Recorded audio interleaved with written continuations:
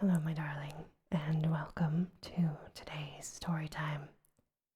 Today we are reading The Most Dangerous Game by Richard Connell. If you like what you hear, please make sure to like, comment, and subscribe. Now, on with our story time. Off there to the right, somewhere, is a large island, said Whitney. It's rather a mystery. What island is it? Rainsford asked. The old charts call it Ship Trap Island, Whitney replied. A suggestive name, isn't it?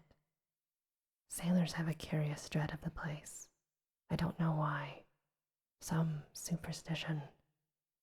Can't see it, remarked Rainsford, trying to peer through the dank, tropical night that was palpable as it pressed its thick, warm blackness in upon the yacht.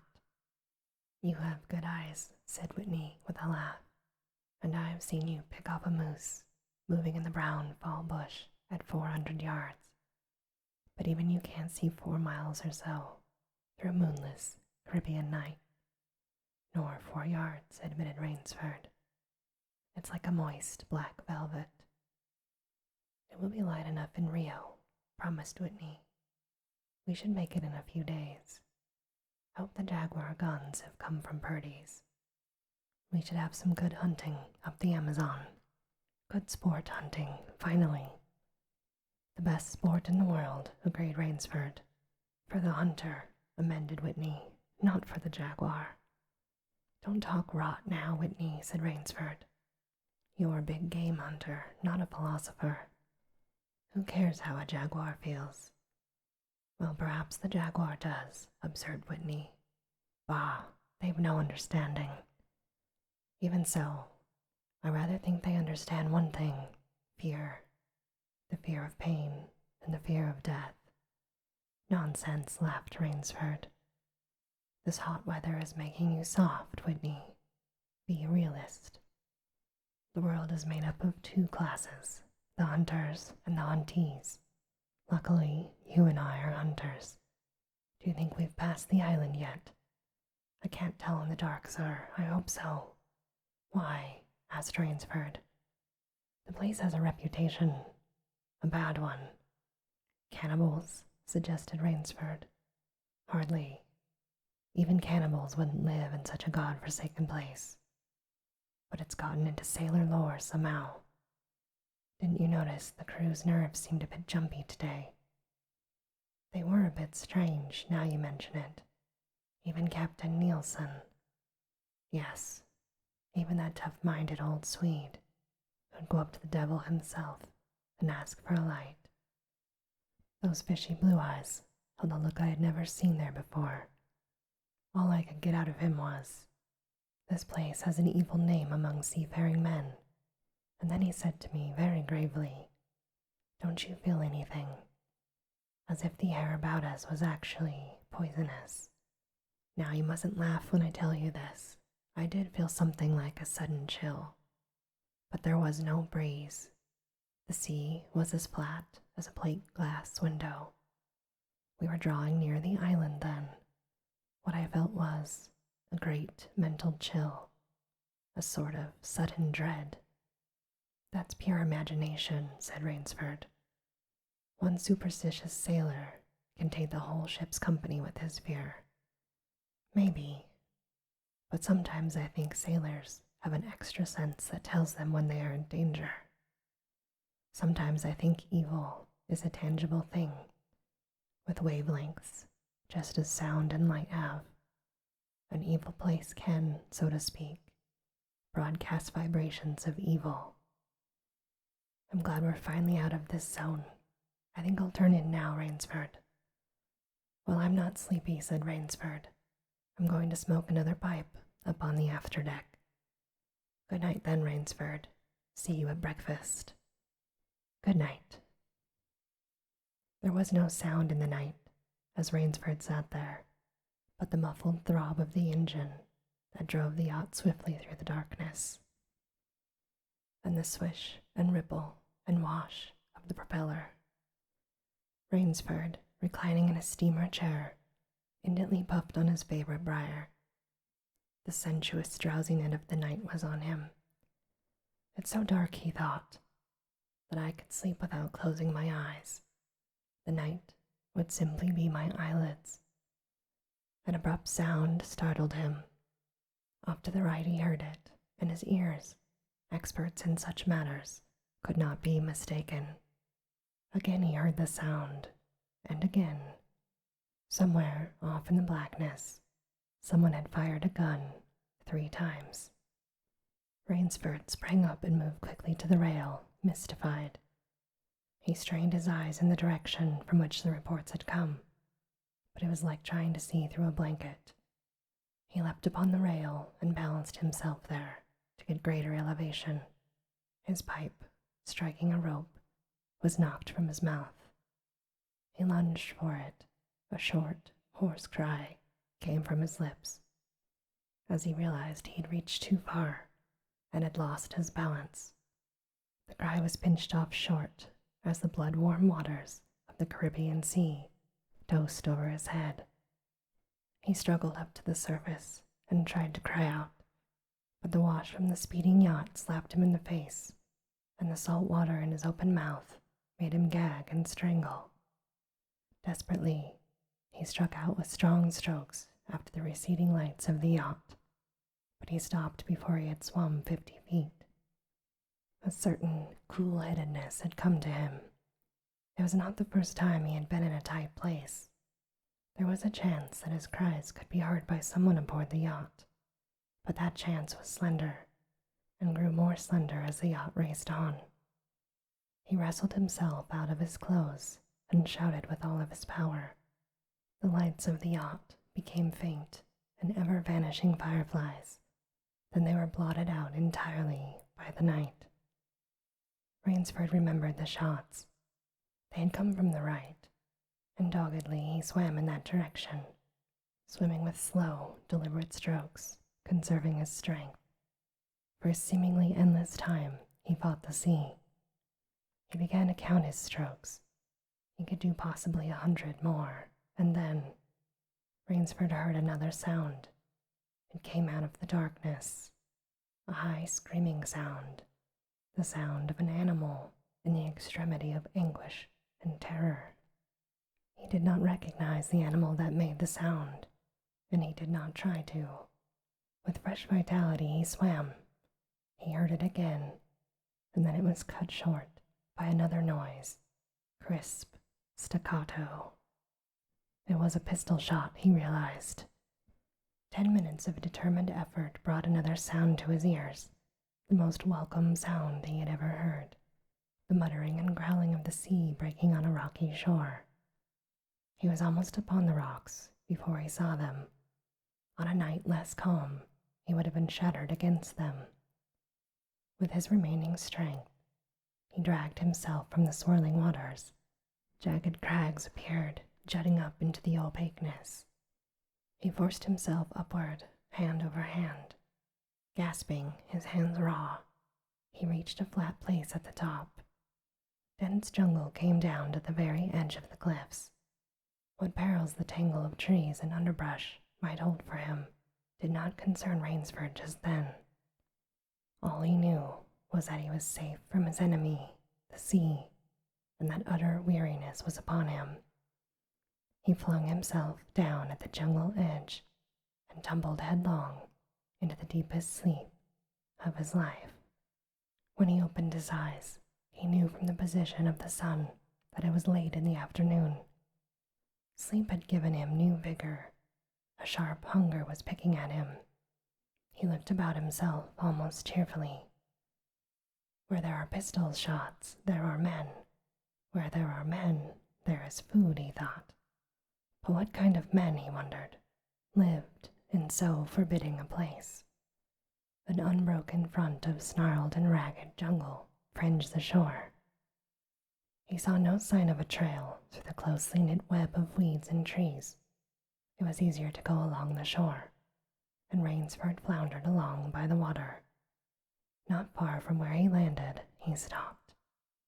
Some wounded thing, by the evidence, a large animal, had thrashed about in the underbrush.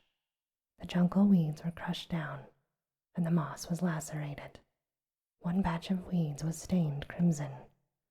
A small, glittering object not far away caught Rainsford's eye, and he picked it up. He saw that it was an empty cartridge. A 22, he remarked. That's odd. It must have been a fairly large animal, too. The hunter had his nerve with him to tackle it with a light gun.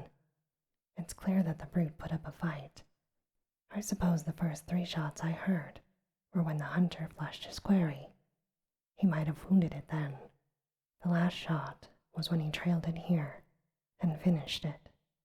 He examined the ground closely and found what he hoped to find, the print of hunting boots. They pointed along the cliff in the direction he had been going. Eagerly he hurried along, now slipping on a rotten log or a loose stone, but making headway. Night was beginning to settle down on the island. Bleak darkness was blacking out the sea and jungle when Rainsford sighted the lights. He came upon them as he turned a crook in the coastline, and his first thought was that he had come upon a village, for there were many lights. But as he forged along, he saw, to his great astonishment, that all of the lights were in one enormous building, a lofty structure with pointed towers, plunging towards the gloom. His eyes made out the shadowy outlines of a palatial chateau. It was set on a high cliff, and on 3 sides of it, cliffs dived down to where the sea licked greedily lips in the shadows. Mirage, thought Rainsford. But it was no mirage he found when he opened the tall, spiked iron gate. The stone steps were real enough. The massive door with a leering gargoyle for a knocker was real enough. Yet above it all hung an air of unreality. He lifted the knocker, and it creaked up stiffly, as if it had never before been used. He let it fall, and it startled him with its booming loudness. He thought he heard steps within, but the door remained closed. Again Rainsford lifted the heavy knocker and let it fall. The door opened then, opened as suddenly as if it were on a spring, and Rainsford stood blinking in the river of glaring gold light that poured out. The first thing Rainsford's eyes discerned was the largest man Rainsford had ever seen, a gigantic creature, solidly made and black-bearded to the waist. In his hand, the man held a long-barreled revolver, and he was pointing it straight at Rainsford's heart. Out of the snarl of beard, 2 small eyes regarded Rainsford. "Don't be alarmed," said Rainsford with a smile, which he hoped was disarming. "I'm no robber. I fell off a yacht. My name is Sanger Rainsford, and I am from New York City."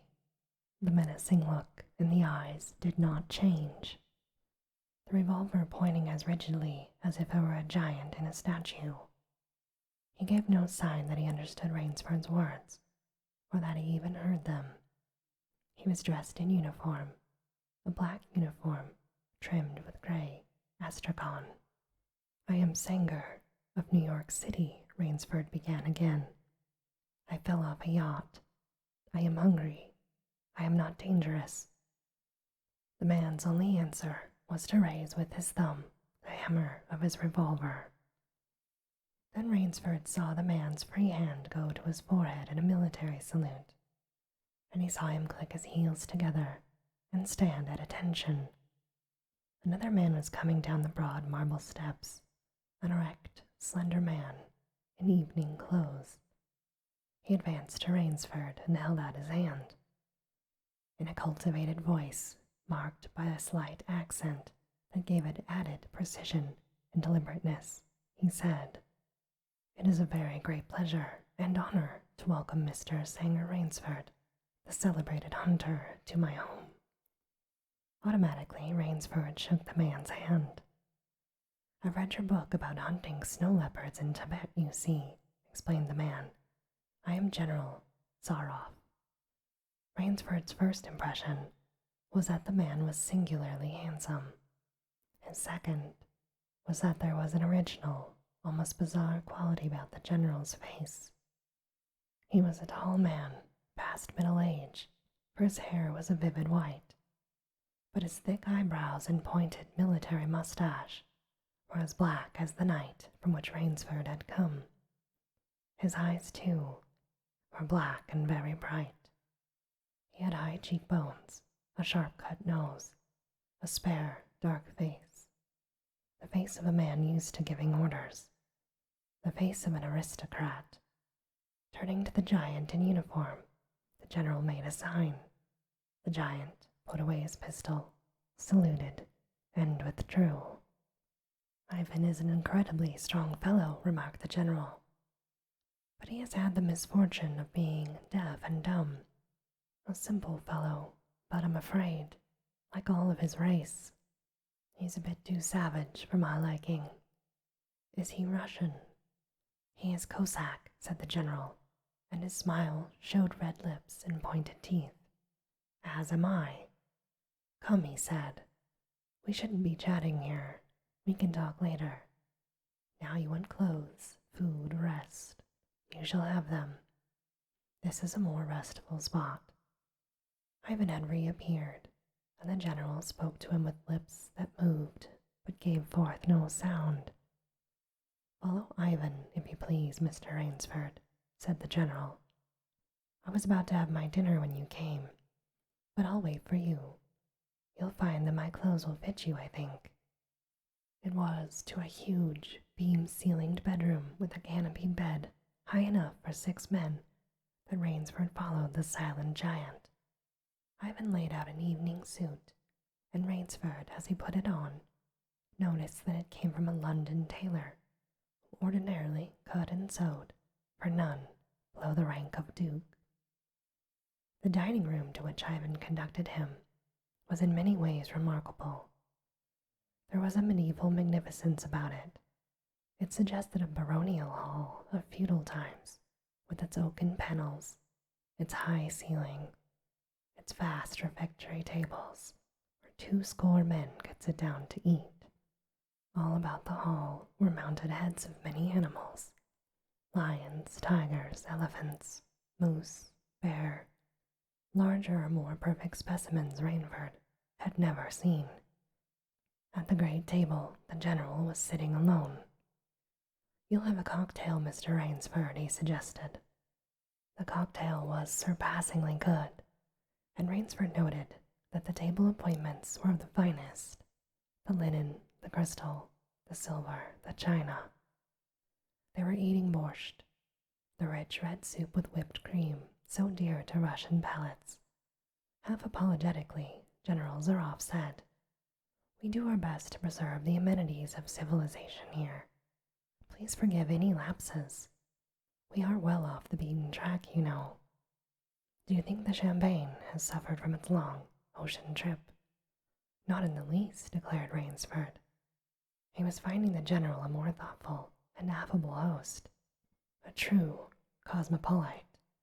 But there was one small trait of the general's that made Rainsford uncomfortable. Whenever he looked up from his plate, he found the general studying him, appraising him narrowly. "Perhaps," said General Zaroff, "you were surprised that I recognized your name. You see, I read all the books on hunting published in English, French, and Russian.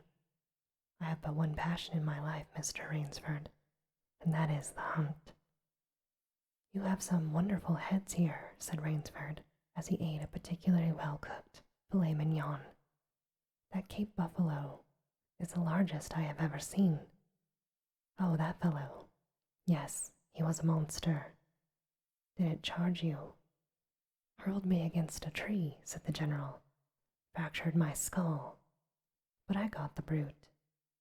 "I've always thought," said Rainsford, "that the Cape buffalo is the most dangerous of all big game." For a moment the general did not reply. He was smiling his curious red-lipped smile. Then he said slowly, "No, you are wrong, sir. The Cape buffalo is not the most dangerous big game."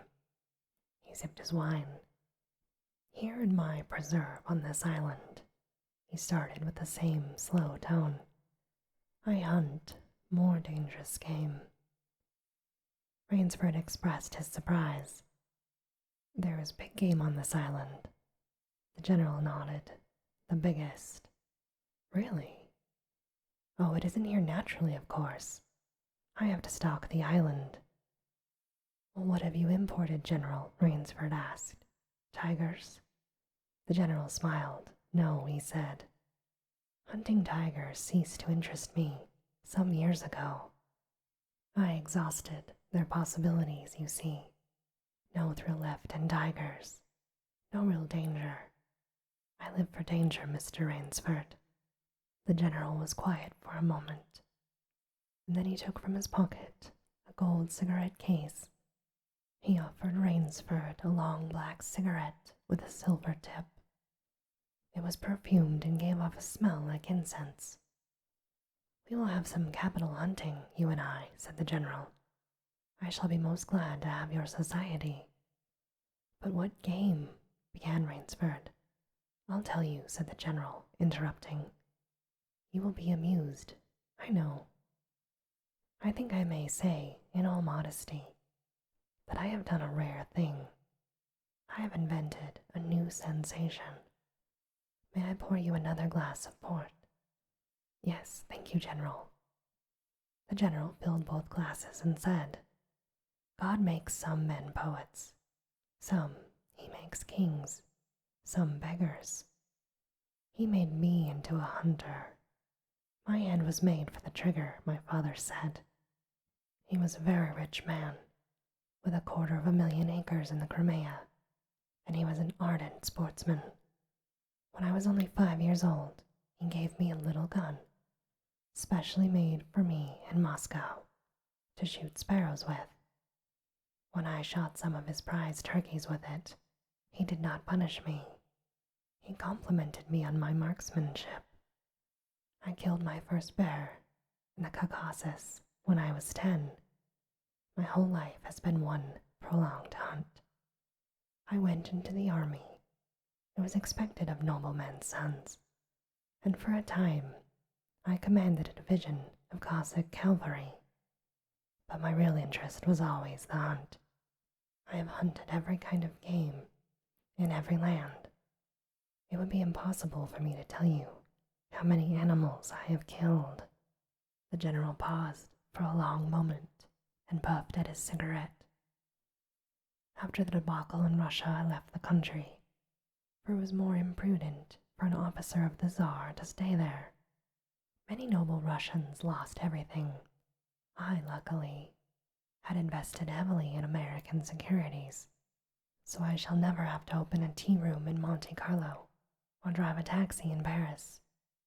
Naturally, I continued to hunt grizzlies in your Rockies, crocodiles in the Ganges, rhinoceros in East Africa. It was in Africa that the Cape buffalo hit me and laid me up for 6 months. As soon as I recovered, I started for the Amazon to hunt jaguars, for I had heard they were unusually cunning. But they weren't. The Cossack sighed. They were no match at all for the hunter with his wits about him and a high-powered rifle. I was bitterly disappointed. I was lying in my tent with a splitting headache one night when a terrible thought pushed its way into my mind. Hunting was beginning to bore me, and hunting, remember, had been my life. I have heard that in America, businessmen often go to pieces when they have given up the business that has been their life. I guess that's so, said Rainsford. The general smiled at this. I had no wish to go to pieces, he said. I must do something. Now, my mind is analytical, Mr. Rainsford. Doubtless that is why I enjoy the problems of the chase. No doubt, General Zaroff. So, continued the general, I asked myself why the hunt no longer fascinated me.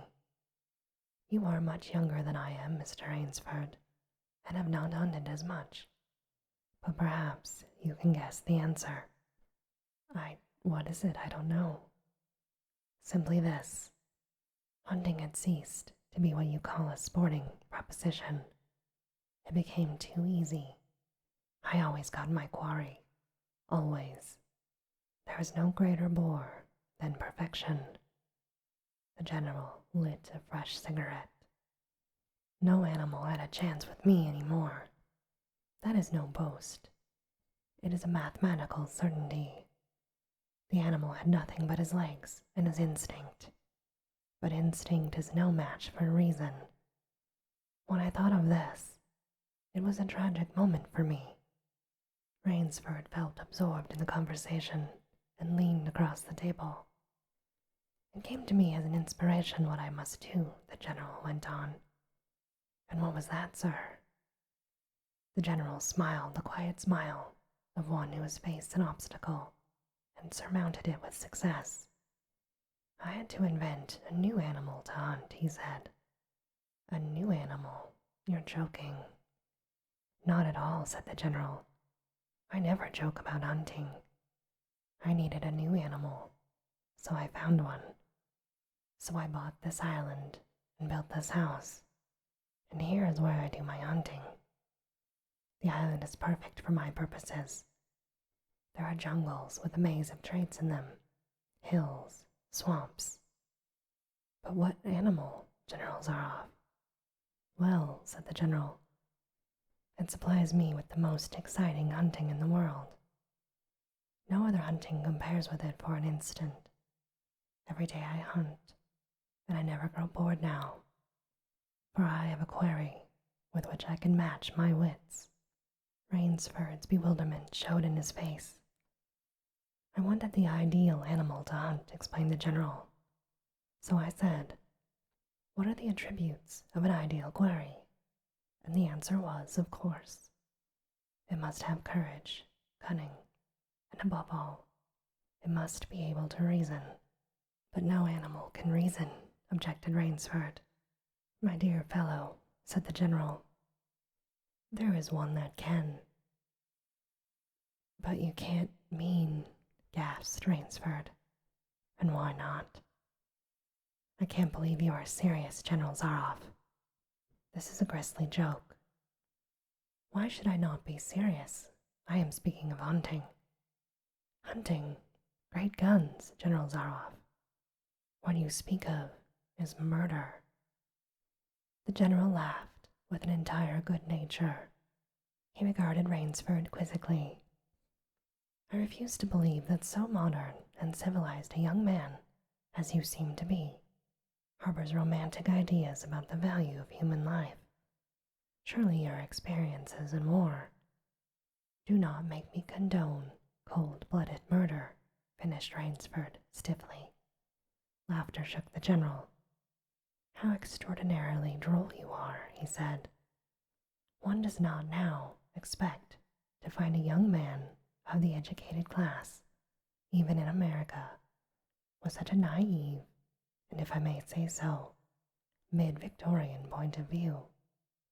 It's like finding a snuff box in a limousine. Ah, well, doubtless you had Puritan ancestors. So many Americans appear to have had.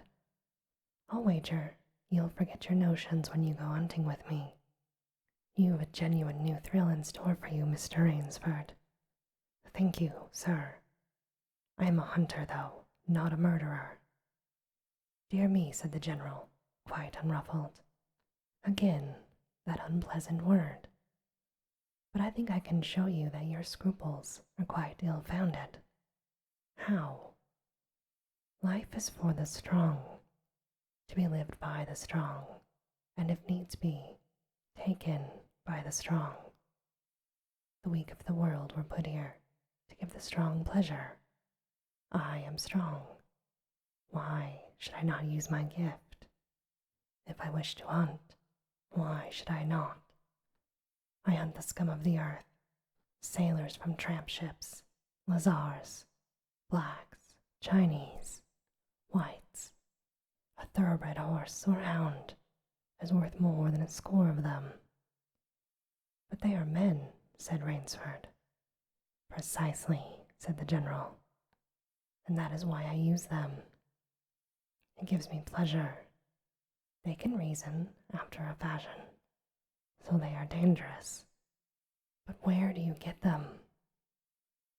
The general's left eyelid fluttered down in a wink. This island is called Shiptrap, he answered. Sometimes an angry god of the high seas sends them to me. Sometimes, when Providence is not so kind, I help Providence a bit. Come to the window with me. Rainsford went to the window and looked out upon the sea. Watch, exclaimed the general. Out there. He pointed into the night. Rainsford saw only blackness. But then, as the general pressed a button, for out to sea Rainsford saw a flash of lights. The general chuckled. They indicate a channel, he said, where there's none, razor-sharp rocks. Crouch like sea monsters with wide-open jaws. They can crush a ship as easily as I can crush this nut. He dropped a walnut on the hardwood floor and brought his heel grinding down on top of it. Oh yes, he said casually, as if in answer to a question. I have electricity. We try to be civilized here. Civilized, but you're shooting down men. A trace of anger was in the general's eyes, but it was there for but a second, and he said, in a most pleasant manner, Dear me, what a righteous young man you are. I assure you, I do not do the thing you suggest. That would be barbarous. I treat these visitors with every consideration. They get plenty of food and exercise. They get into splendid physical condition. You shall see for yourself tomorrow. What do you mean by that? Asked Rainsford. We'll visit my training school, smiled the general. It's in the cellar. I have about a dozen pupils down there now. They're from the Spanish bark, San Lucar. They had the bad luck to go out on the rocks there. A very inferior lot, I regret to say. Poor specimens, and more accustomed to the deck than to the jungle. He raised his hand, and Ivan, who served as waiter, brought thick Turkish coffee. Rainsford, with an effort, held his tongue in check. It's a game, you see, pursued the general blandly. I suggest to one of them that we go hunting. I give him a supply of food and an excellent hunting knife. I give him 3 hours' start. I am to follow, armed only with a pistol of the smallest caliber and range. If my quarry eludes me for 3 whole days, he wins the game. If I find him, the general smiled, he loses. But suppose he refuses to be hunted? Oh, said the general, I give him his options, of course. He need not play the game if he doesn't wish to. If he does not wish to hunt, I turn him over to Ivan. Ivan once had the honor of serving as official counter to the great white Tsar, and he has his own ideas of sport. Invariably, Mr. Rainsford, invariably they choose to hunt. And if they win, the smile on the general's face widened. To date, I have not lost. Then he added hastily, I don't wish you to think me a braggart, Mr. Rainsford. Many of them afford only the most elementary sort of problem. Occasionally I struck a Tartar. One almost did win. I eventually had to use the dogs. The dogs? This way, please. I'll show you. The general steered Rainsford to another window. The lights from the windows sent a flickering illumination that made grotesque patterns on the courtyard below. And Rainsford could see moving out there a dozen or so huge black shapes. As they turned toward him, their eyes glittered greenly. A rather good lot, I think, observed the general. They're let out at 7 every night. If anyone should try to get into my house, or out of it, something extremely regrettable would occur to him. He hummed a bit of song. And now, said the general, I want to show you my collection of heads. Will you join me in the library? I hope, said Rainsford, that you will excuse me tonight, General Zaroff.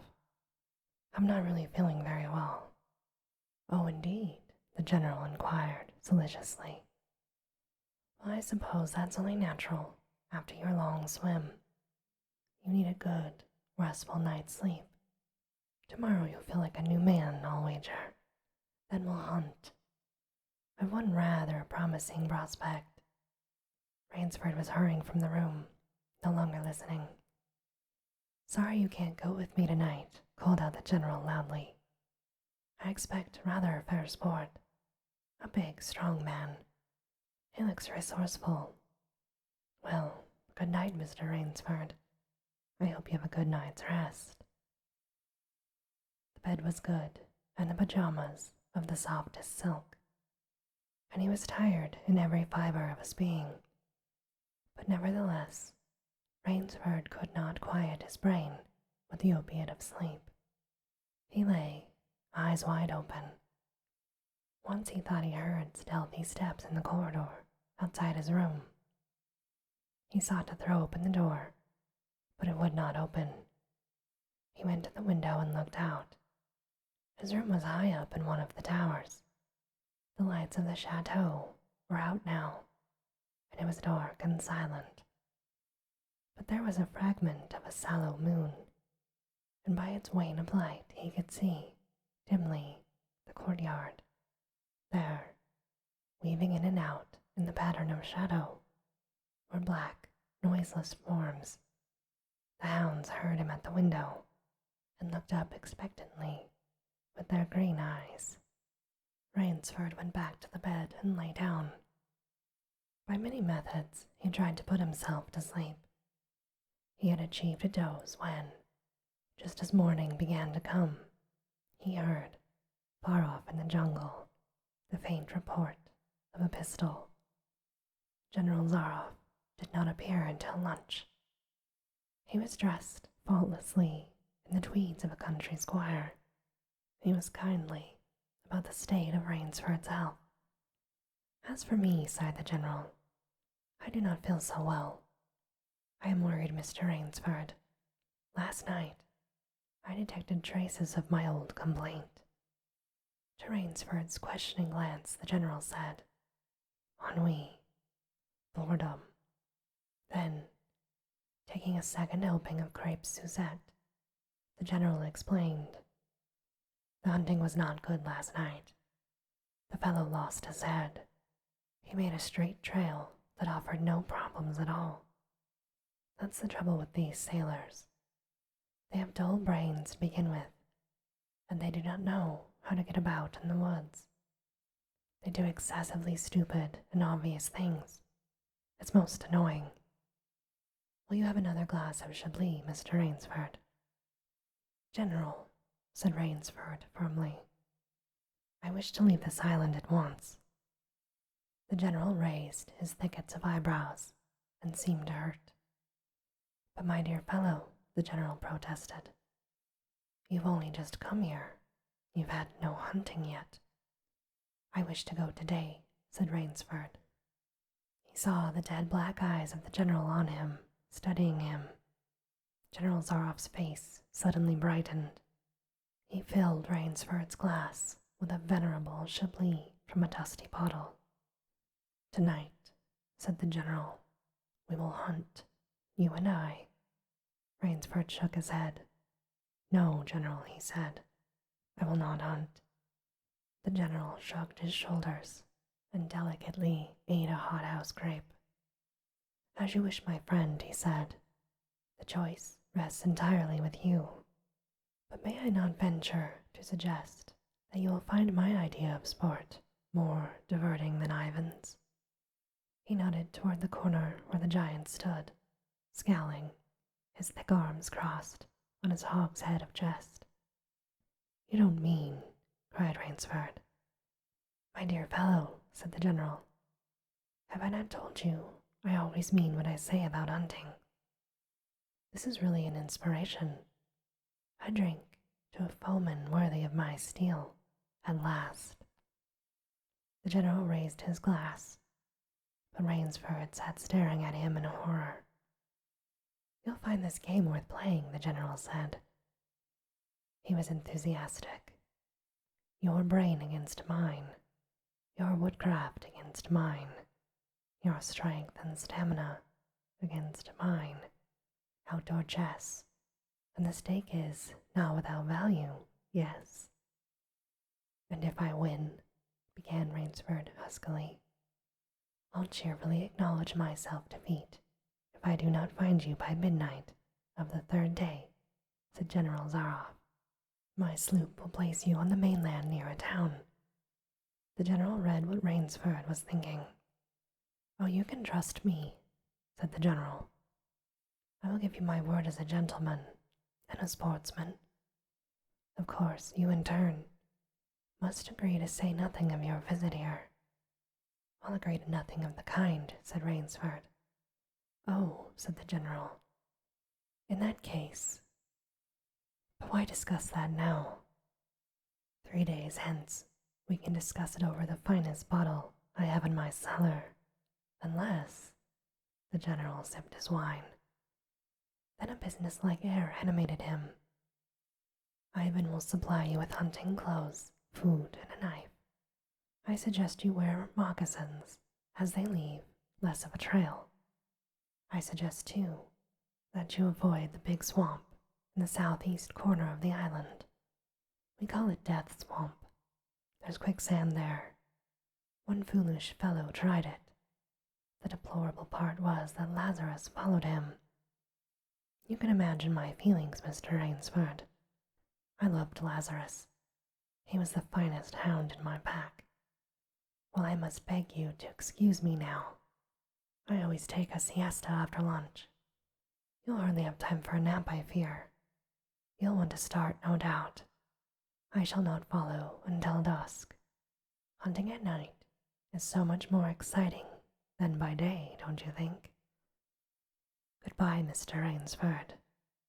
Goodbye." General Zaroff, with a deep, courtly bow, strolled from the room. From another door came Ivan. Under one arm he carried khaki hunting clothes, a haversack of food, a leather sheath containing a long-bladed hunting knife. His right hand rested on a cocked revolver, thrust in the crimson sash about his waist. Rainsford had fought his way through the bush for 2 hours. "I must keep my nerve," he said. "I must keep my nerve." He had not been entirely clear-headed when the chateau gate snapped shut behind him. His whole idea at first was to put distance between himself and General Zaroff, and to this end he had plunged along, spurred on by the sharp rowers of something very like panic.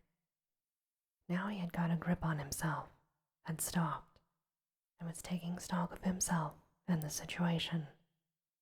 He saw that straight flight was futile. Inevitably, it would bring him face to face with the sea.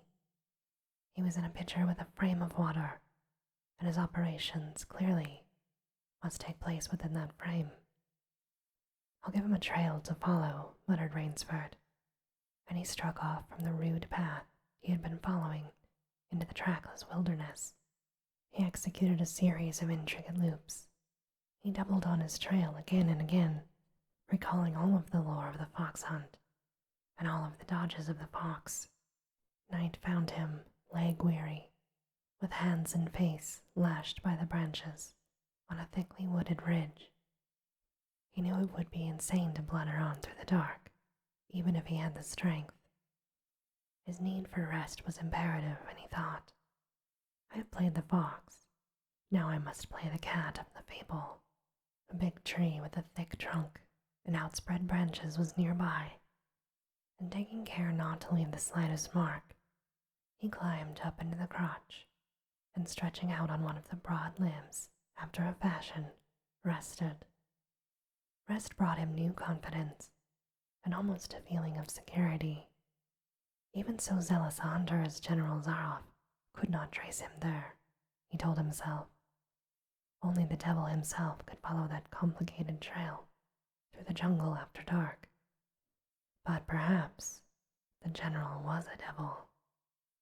An apprehensive night crawled slowly by like a wounded snake, and sleep did not visit Rainsford, although the silence of a dead world was on the jungle.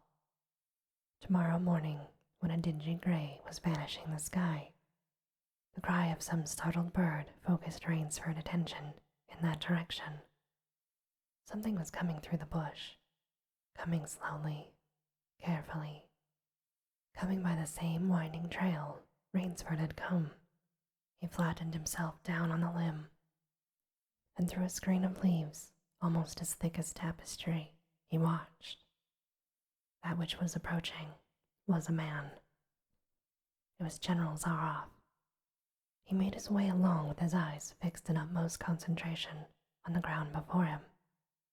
He paused, almost beneath the tree, dropped to his knees, and studied the ground.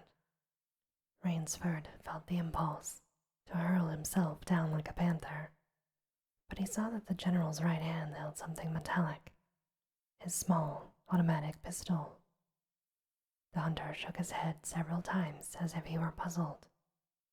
Then he straightened up and took from his case one of his black cigarettes. Its pungent incense, like smoke, floated up to Rainsford's nostrils. Rainsford held his breath. The general's eyes had left the ground and were traveling inch by inch up the tree. Rainsford froze, every muscle tensed for a spring. But the sharp eyes of the hunter stopped before they reached the limb where Rainsford lay. A smile spread over his face. Very deliberately, he blew smoke into the air in the shape of a ring.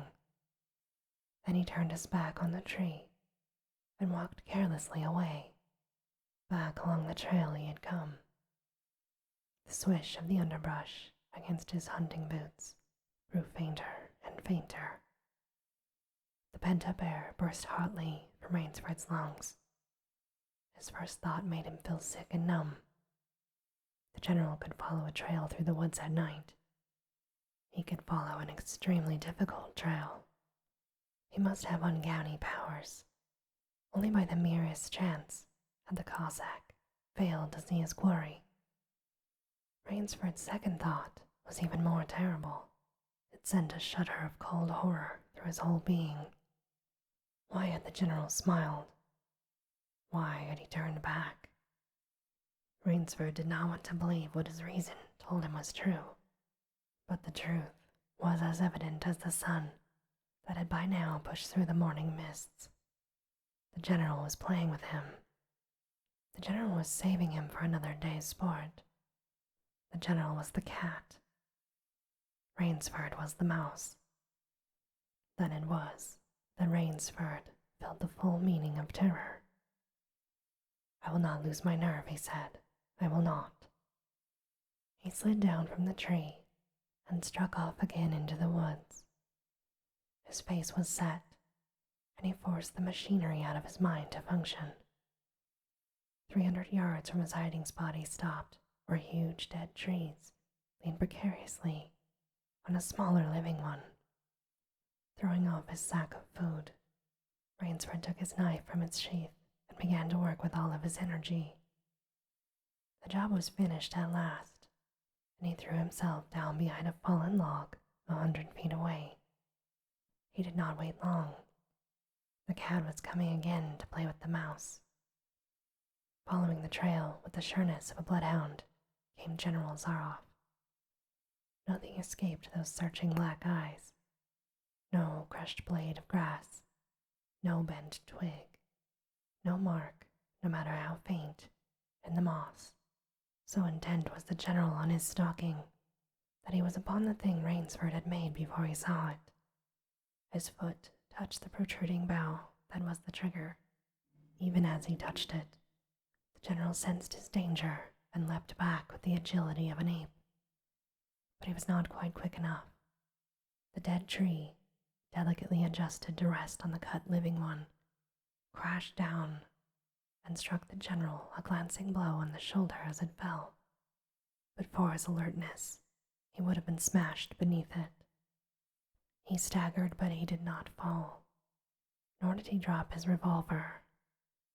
He stood there, rubbing his injured shoulder, and Rainsford, with fear again gripping his heart, heard the General's mocking laugh ring through the jungle. "Rainsford," called the General, "if you are within sound of my voice, as I suppose you are, let me congratulate you.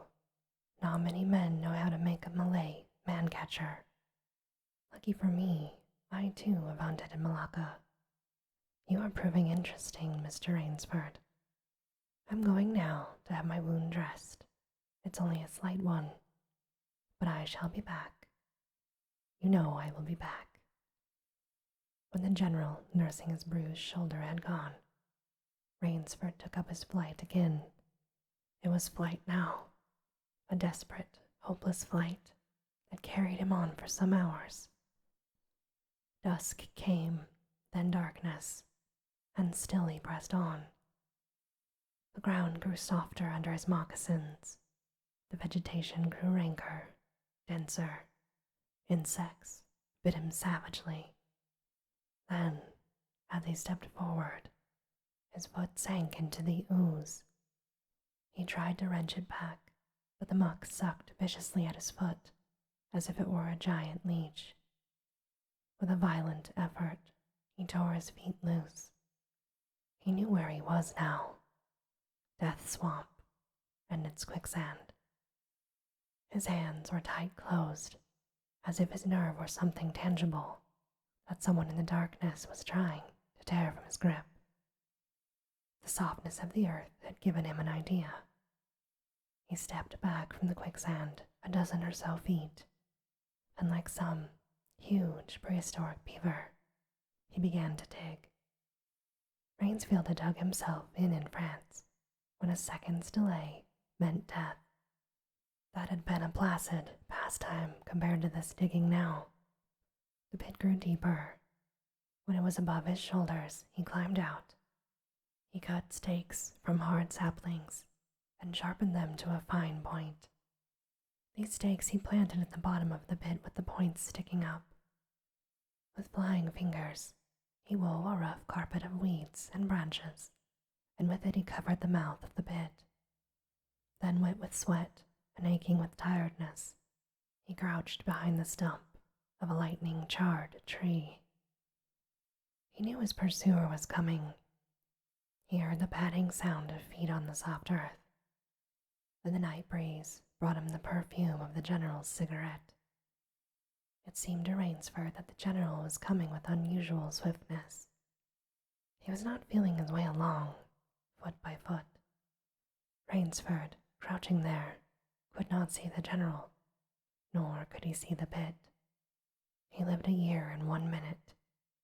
Then he felt an impulse to cry aloud with joy, for he heard the sharp crackle of the breaking branches as the cover of the pit gave way. He heard the sharp scream of pain as the pointed stakes found their mark. He leaped up from his place of concealment, but then he cowered back. 3 feet from the pit, a man was standing, with an electric torch in his hand. "You've done well, Rainsford," said the voice of the General. "Your Burmese tiger pit has claimed one of my best dogs. Again you score. I think, Mr. Rainsford, I'll see what you can do against my whole pack. I'm going home to rest now. Thank you for a most amusing evening." At daybreak, Rainsford, lying near the swamp, was awakened by a sound that made him know that he had new things to learn about fear. It was a distant sound, faint and wavering, but he knew it. It was the baying of a pack of hounds. Rainsford knew he could do one of 2 things. He could stay where he was and wait. That was suicide. He could flee. That was postponing the inevitable. For a moment he stood there thinking. An idea that held a wild chance came to him, and tightening his belt, he headed away from the swamp. The baying of the hounds drew nearer, then still nearer, nearer, ever nearer, On a ridge, Rainsford climbed a tree. Down a watercourse, not a quarter of a mile away, he could see the bush moving. Straining his eyes, he saw the lean figure of Generall Zaroff. Just ahead of him, Rainsford made out another figure, whose wide shoulders surged through the tall jungle weeds. It was the giant Ivan, and he seemed pulled forward by some unseen force. Rainsford knew that Ivan must be holding the pack on a leash. They would be upon him any minute now. His mind worked frantically. He thought of a native trick he had learned in Uganda. He slid down the tree. He got hold of a springy young sapling, and to it he fastened his hunting knife, with the blade pointing down the trail. With a bit of wild grapevine, he tied back the sapling. Then he ran for his life. The hounds raised their voices as they hit the fresh scent. Rainsford knew now how any animal at bay must feel. He had to stop to get his breath. The baying of the hounds stopped abruptly, and Rainsford's heart stopped too. They must have reached the knife. He shimmied up a tree excitedly and looked back. His pursuers had stopped, but the hope that was in his brain when he climbed the tree died, for he saw in the shallow valley that Generall Zaroff was still on his feet. But Ivan was not. The knife, driven by the recoil of the springing tree, had not wholly failed. Rainsford had hardly tumbled to the ground when the pack took up the cry again. Nerve, nerve, nerve, he panted as he dashed along. A blue gap showed between the trees dead ahead. Ever nearer drew the hounds. Rainsford forced himself on towards that gap. He reached it. It was the shore of the sea. Across a cove, he could see the glooming gray stone of the chateau. 20 feet below him, the sea rumbled and hissed. Rainsford hesitated. He heard the hounds, and then he leapt far out into the sea. When the general and his pack reached the place by the sea, the general stopped. For some minutes, he stood regarding the blue-green expanse of water. He shrugged his shoulders. Then he sat down, took a drink of brandy from a silver flask, lit a cigarette, and hummed a bit of tune from Madame Butterfly. Generall Zaroff had an exceedingly good dinner in his great panelled dining hall that evening. With it he had a bottle of Paul Roger and half a bottle of Chambertin. Two slight annoyances kept him from perfect enjoyment. One was the thought that it would be difficult to replace Ivan. The other was that his quarry had escaped him, of course.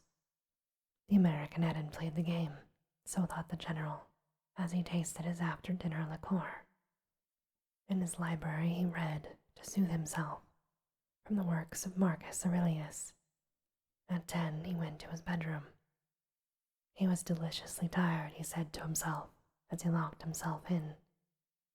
There was a little moonlight, so before turning on his light, he went to the window and looked down at the courtyard.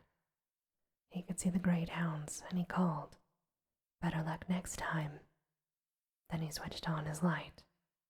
A man, who had been hiding in the curtains of the bed, was standing there. "Rainsford," screamed the general. "How in God's name did you get here?" "I swam," said Rainsford. "I found it quicker than walking through the jungle." The general sucked in his breath and smiled. "I congratulate you," he said. "You have won the game." Rainsford did not smile. "I am still a beast at bay," he said. His voice was low and hoarse. "Get ready, Generall Zaroff." The general made one of his deepest bows. "I see," he said. "Splendid. One of us is to furnish a repast for the hounds. The other will sleep in this very excellent bed. On guard, Rainsford." He had never slept in a better bed, Rainsford decided. And this, my darling, ends our story time for today. As always, I hope that you have very sweet and creepy dreams. Good night.